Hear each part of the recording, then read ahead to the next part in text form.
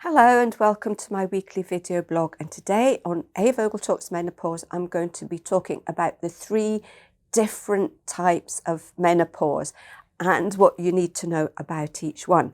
If you like my tips and advice, then please subscribe and remember to hit the bell icon so you can be notified of all my new videos. There's basically 3 different ways that your body can enter the menopause: through a natural menopause, an early menopause, or an induced menopause. So today I thought I would explain the 3 different kinds, what you can expect from them, and how you can help to support yourself through whichever one you're going through.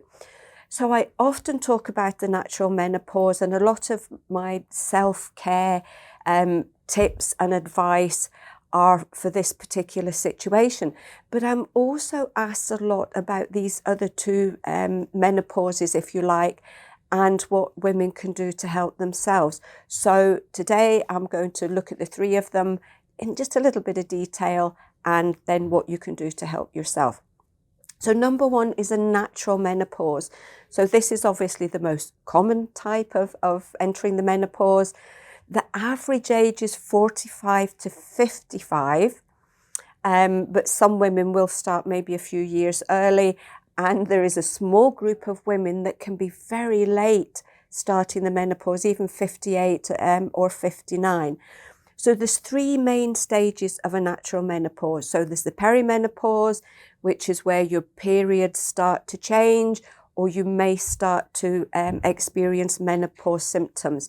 You've got the menopause itself, which is when your periods stop for good.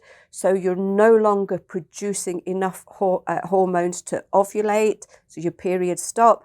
And there's postmenopause, which is basically forever afterwards, and that's when your body starts to slowly adjust to being without the same amount of hormones. There's an early menopause. Now, the NHS in the UK says that's basically if your period stopped before the age of 45. So this particular one, so this would be maybe around about 35 to 45, we would say an early menopause. So this one can be hereditary. So if you know when other close relatives approach the menopause, so your mum, your gran, your aunties, your older sisters. So roughly, although it's not set in stone, you tend to hit the menopause at the same age. So if other close female relatives started before the age of 45, then it's quite possible that you may do the same as well. We also know that other things can trigger an early menopause. So it can be certain health conditions such as diabetes. It can be lifestyle. If you're really, pushing yourself very, very hard, that can trigger an early menopause. It can be smoking. Very often that would trigger the menopause maybe 3 or 4 years earlier. And being very overweight can do it too. And there seems to be some indication, I think there's sort of research going on at the minute looking at the role of vitamin D in earlier menopause as well. There's also something called premature ovarian failure. Now, this is quite rare, but it does happen. So this can sometimes be starting women in their late teens right through 20s to the 30s. This one is often unknown. That it just seems to be quite a difficult one to pinpoint why this may happen. And again, it can be a very individual situation, but obviously for this one, there will probably be a lot of medical supervision just to find out exactly what's going on. So number 3, you've got a surgical menopause. So this is where either your womb, cervix and ovaries are removed. It can be due to certain health conditions like fibroids. It could be things like endometriosis. It could be something also called adenoviruses. I can never pronounce that right. And it can also be due to certain types of cancer as well. So with a total hysterectomy or a full hysterectomy, this is where basically the ovaries and the womb and sometimes the cervix are removed. this will put you straight into a full menopause very, very quickly, because it's the ovaries that are producing the hormones. So if they're removed, very suddenly that drip feed of hormones will completely disappear.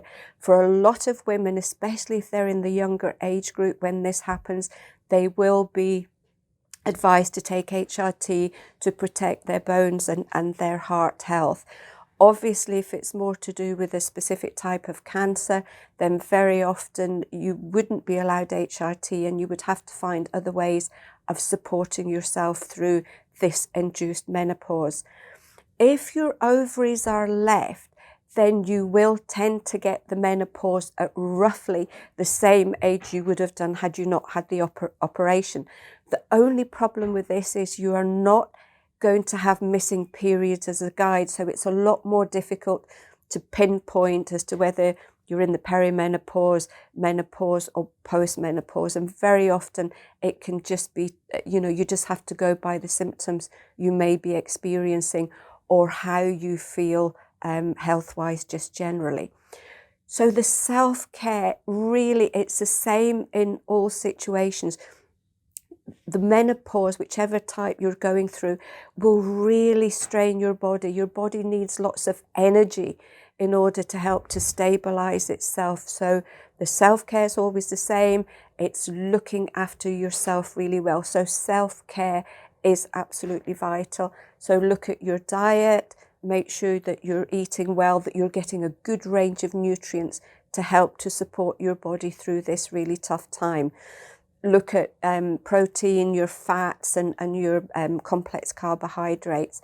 Remember the water as well. This is really, really important because falling estrogen, and especially if you lose that estrogen really quickly, then you can become very, very dehydrated, and that can cause a lot of the problems that and symptoms you may be experiencing. Also remember to avoid the baddies, if you like, the foods and drinks that are going to stress your system even further, such as caffeine, your alcohol, and your processed foods. Remember to get a good night's sleep. Sleep is vital for recuperation, for re-energizing your body. And I know that it's probably one of the hardest things to get. So many women tell me how difficult it is just to get that good night's sleep. You can look at herbs such as valerian and hops. You can remember that magnesium supplement with your evening meal. So these can certainly help just to sleep better and reduce stress. We know now that so many women, the symptoms that they're experiencing are not so much to do with hormonal changes, but are more to do with day-to-day, ongoing, unrelenting stress.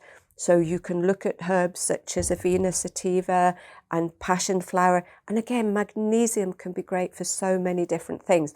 And remember the exercise. This is really important, not only because exercise produces feel-good chemicals, but exercise is really important for keeping your weight down, for keeping your joints and your muscles really healthy, and also for protecting your heart as well. So I hope you found this one really helpful. I know especially when you have hysterectomies, it can be really confusing as to what's going on and when it's going on. So hopefully I've explained a little bit more.